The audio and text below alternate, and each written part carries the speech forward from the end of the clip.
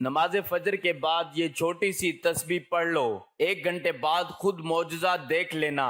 10 अरब भी मांगो तो अल्लाह जरूर देगा। बिस्मिल्लाहिर्रहमानिर्रहीम। मोहतरम नाजरीन, नमाज फजर के बाद 1 मिनट का ये छोटा सा वजीफा, ये एक तस्बीह मेरे भाइयों मेरी बहनों इस तरीके से पढ़ लेना। खुदा की कसम ऐसा मुजरिब वजीफा आज बताने लगा हूँ। फजर की नमाज के बाद का फजर की नमाज सुकून से अदा कर लो और फौरन जाए नमाज पर बैठे बैठे कोशिश करना। जो आपको ये अमल बताऊंगा मेरे भाइयों मेरी बहनों, अपनी जिंदगी में सिर्फ एक मर्तबा आज अपने पूरे दिल से आपको वो मुजरिब किताब से ये वजीफा बताने लगा हूँ। ये वो वजीफा है कि तकदीर के बंद ताले 2 घंटे के अंदर अंदर अल्लाह पाक ने चाहा तो खुल जाएंगे। किस्मत में इतनी दौलत आएगी, इतना पैसा आएगा कि आप लोगों की अकल हैरान रह जाएगी। ये वो तस्बीह है जिसमें 2 वज़ाइफ मिला के छोटा सा एक अमल करना है। इतना छोटा और आसान वजीफा आपने अपनी पूरी जिंदगी में शायद ना किया हो।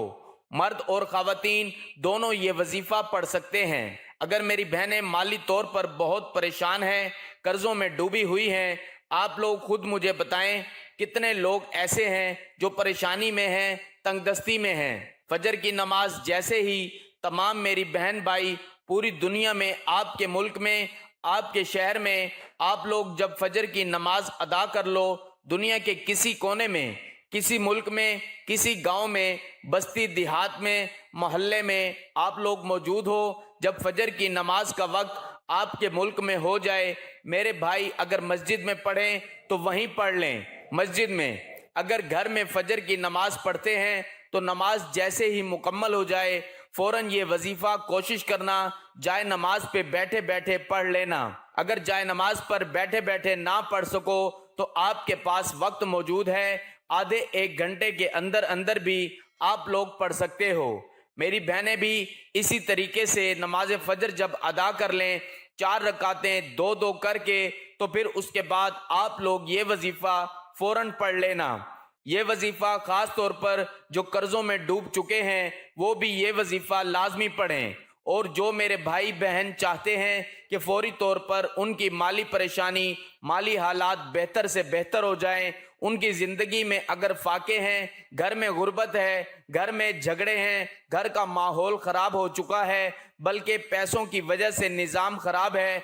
और एक बात आप लोगों को और मैं बता दूं, ये वजीफा जो है इसके साथ 2 वज़ाइफ मिला के आपको ये पूरा अमल करना है। छोटा सा अमल है, 1 मिनट से भी कम वक्त लगेगा। अगर आप भी चाहते हैं कि आपकी तकदीर और किस्मत बदल जाए तो आज का ये वजीफा बहुत ही मुस्तनिद और मुजरिब है। जो शख्स किसी कारोबारी एतबार से या माल और दौलत की वजह से परेशान है, उस शख्स को चाहिए वो ये वजीफा पढ़ ले। इस अमल की बरकत से इंशाअल्लाह ताला अल्लाह पाक आपके रिज्क और कारोबार में बेपनाह बरकतें और फजीलतें अता फरमाएगा। आपके रिज्क और माल और दौलत को कुशादा करेगा, हर परेशानी से बचाएगा, हर मुसीबत और दुख से महफूज हो जाएगा। दुनिया भर में कोई भी शख्स उसके साथ ज्यादती नहीं कर सकेगा। हर जगह उस शख्स को कामयाबी ही कामयाबी मिलेगी। अगर वो कोई भी कारोबार करेगा या तिजारत करेगा उसको दुगना नफा होगा। यानी अगर वो शख्स मट्टी में हाथ डालेगा तो वो भी सोना बन जाएगी। अगर आपने ये वजीफा हमारे बताए गए तरीके के मुताबिक मुकम्मल किया तो यकीन मानिए कि इंशाअल्लाह ताला अल्लाह पाक आपको इतना रिज्क अता फरमाएगा कि आपकी जान पहचान के लोग आप पे रश्क करेंगे। जब आप इस अमल को खुद ही करेंगे तो इंशाअल्लाह ताला अल्लाह पाक के फजलो करम से आपको भी यकीन हो जाएगा और फिर आप खुद भी ये वजीफा करेंगे, दूसरे लोगों को भी बताएंगे कि मुझे इस वजीफे ने माला माल कर दिया है और अब अल्लाह ताला ने मुझ पर इतना करम किया है और मेरा रिज्क मेरे लिए बहुत कुशादा फरमा दिया है। आपने ये वजीफा सिर्फ और सिर्फ अल्लाह पाक की ज़ात पर ही कामिल यकीन करते हुए करना है। फिर जब आप लोग ये वजीफा कर लोगे तो आप खुद ही अपनी आंखों से मौजज़ा देखोगे। बेशक आपके नौकरी के मसाइल, दौलत या रुपए पैसों के मसाइल हों या घर में रिश्तों के मसाइल हैं और घर में बेटियां जवान बैठी हैं اور کسی جگہ ان کا رشتہ نہیں ہو رہا۔ یہ وظیفہ اتنا مجرب اور مستند ہے کہ انشاءاللہ تعالی فوری اثر کرے گا۔ امید کے دیے روشن کرنا اور روشن رکھنا قرآن پاک کا امتیازی وصف ہے۔ دنیا بھر میں قرآن پاک کے سوا کوئی کتاب ایسی نہیں جس میں انسانوں کو ہر حال میں امید کا دامن ہاتھ میں رکھنے اور کسی بھی مشکل میں مایوس نہ ہونے کی تعلیم و ترغیب دی گئی ہو۔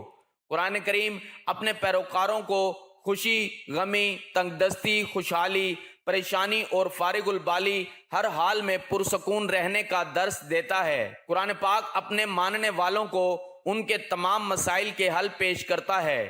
قرآن پاک میں سورۃ الزمر ہی بطور مثال کافی ہے۔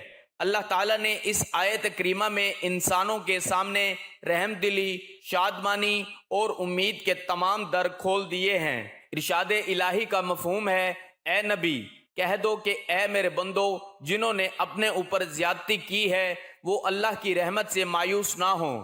یقیناً اللہ تعالیٰ سارے گناہ معاف کر دیتا ہے، وہ بہت زیادہ مغفرت کرنے والا اور بڑا مہربان ہے۔ یہ آیت کریمہ ان لوگوں کے لیے امید کا پیغام ہے جو خون ریزی، بدکاری، چوری، راہزنی اور دیگر بڑے سخت گناہ کرنے کے باعث مایوس ہو گئے ہوں۔ ان کے ذہنوں میں یہ بات جاگزی ہو گئی ہے کہ اب ان کے قصور کبھی معاف نہ ہوں گے۔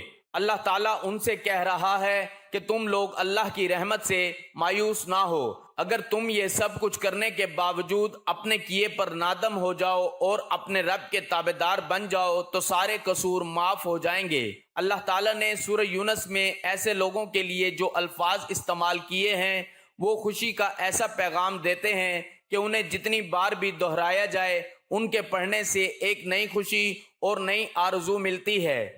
اللہ تعالیٰ کے ارشاد کا مفہوم ہے کہ اے نبی کہو کہ یہ اللہ کا فضل اور اس کی مہربانی ہے کہ یہ چیز اس نے بھیجی ہے، اس پر تم لوگوں کو خوشی منانی چاہیے، یہ ان سب چیزوں سے بہتر ہے جنہیں لوگ سمیٹ رہے ہیں۔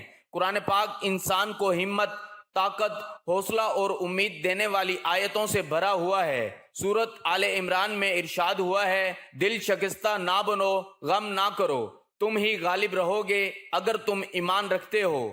بہت ساری آیات میں اہل ایمان کو قیامت کے دن اللہ کے دربار میں حاضری کے وقت عظیم خوشی اور اچھے انجام کی نوید سنائی گئی ہے۔ ایسی آیتوں کی تلاوت رنج و غم کے احساسات کو مٹا دیتی ہے۔ ایسی آیتوں کی تلاوت سے مسائل ہیچ نظر آنے لگتے ہیں۔